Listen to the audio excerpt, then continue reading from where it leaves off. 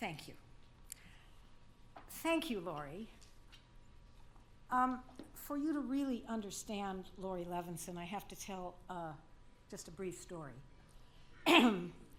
Lori can best be illustrated by the story about the man walking in a small village in England. He passes a house with a sign on the gate that says, "Talking dog for sale." He's kind of intrigued, so he knocks on the door. The owner opens the door and he says, "I understand you have a talking dog for sale." He says, "Yes." He says, "Tell me about him." And he says, "Well, I'll let him tell you himself." So the fellow walks into the backyard. Here's a pretty ordinary-looking black lab. The fellow says, "Hello," and the dog says, "Hello." The fellow says, "Well, tell me about yourself." The dog says, "Well, from the time I was a puppy, I was able to speak and understand in any number of languages, and it was quickly recognized that I had a certain intelligence potential for Her Majesty's service. And I was recruited into Her Majesty's service, and for the next 10 years, I served all over the globe in a rather secretive capacity. Sometimes it was in military theaters, sometimes it was in embassies, sometimes it was in summit meetings, and I would go into a room, curl up in a corner in front of a fire, listen to the conversation. Without anyone knowing that I could understand it, I would then return to my superiors and recount what I had heard. The fellow says, "This is fabulous." He says, "Where did you serve?" He says, "All over, the Falklands, the Far East, the Middle East, Russia, you name it." So the fellow's really intrigued. He goes to the owner and says, "How much for the dog?" And the owner says, "I don't know, 3 quid." He says, "Really, why so little?" The owner says, "I have to be perfectly honest with you. He's a complete liar. He's never been out of the backyard." Lori Levinson is that dog.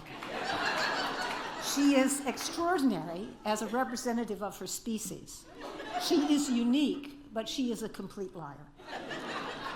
I hope that everyone in this room has someone in their lives, preferably a person of considerable stature, willing to put their credibility, their integrity, and their reputation on the line by appearing publicly and telling the most outrageously flattering lies about you.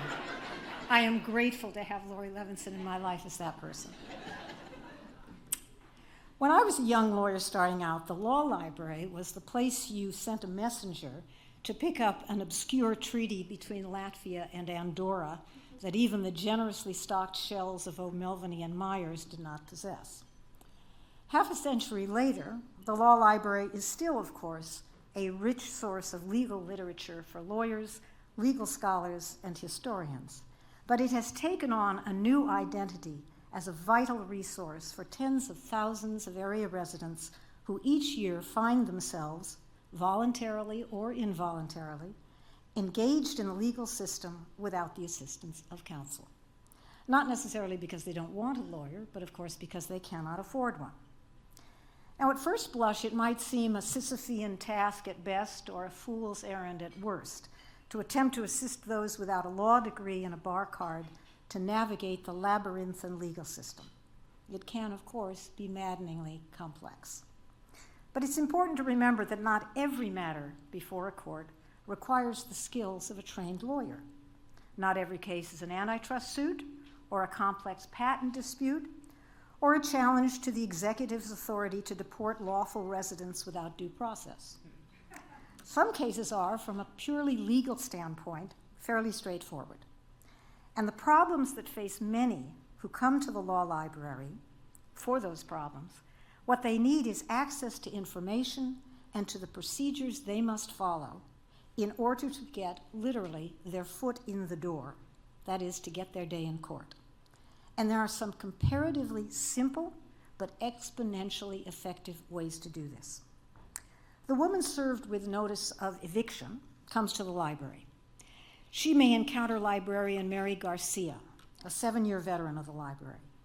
With Mary's assistance, she can be guided to the CEB reference on the Eviction Defense Manual, as well as user-friendly publications from the NOLO Press and self-help resources with their guidance on what forms to fill out and templates to follow. Using this resource, with those templates and with those forms, this woman can file a response, assert affirmative defenses, and get her day in court. A man trying to get a loan or sell his house discovers that there is a lien on the house as the result of a judgment entered years ago against him of which he was unaware. He comes to the law library, and if he's lucky, he meets with Austin Staub, a 15-year veteran of the library, who not only refers him to CCP 473 and the various bases for setting aside a judgment, but who teaches a class on CCP 473 motions. With the benefit of Austin's guidance and his class, this man has a fighting chance to get that judgment set aside, freeing him to move on with his life. And of course, as we all know, there are tens of thousands of people who face impediments to employment every day because of criminal convictions on their records. Often these convictions are very old and sometimes for conduct that is no longer even criminal. The experienced staff of the law library can efficiently steer them to procedures for filing a request for an expungement, freeing them to pursue employment commensurate with their skills, education, and experience. We know these methods are effective because people tell us. Many say this is the first place where someone actually offered to help me. One said, with your help, I was able to secure a hearing. And perhaps the one most often heard, I finally felt empowered.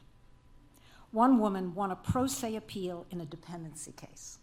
The result, of course, was that a parent got her child returned to her. As you've heard, there's more. Access to Lexis and Westlaw, in-person programs, recorded programs that can be accessed remotely, and programs supported by pro bono legal counsel such as Lawyers in the Law Library and Ask a Lawyer. All of these programs, ably administered by the law library staff, make a reality of the library's motto that access to information is access to justice. Speaking of justice, this award is called, of course, the Beacon of Justice. Flattered as I am, I would have settled for pocket flashlight of professional competence, or maybe laser pointer of public service. The true beacons of justice are those of you here who have donated and shown your support, not only financially, but by your presence here, and sometimes by your pro bono services to the law library. The brightest beacons, of course, are the staff of the law library, many here tonight, some of them working no less. It is you who provide the law library's patrons with the attention, the care, the respect, the assistance, and the information that empowers them to secure meaningful participation in the legal system and in turn gives them a fighting chance to secure justice itself. This award, of course, is for you. Thank you.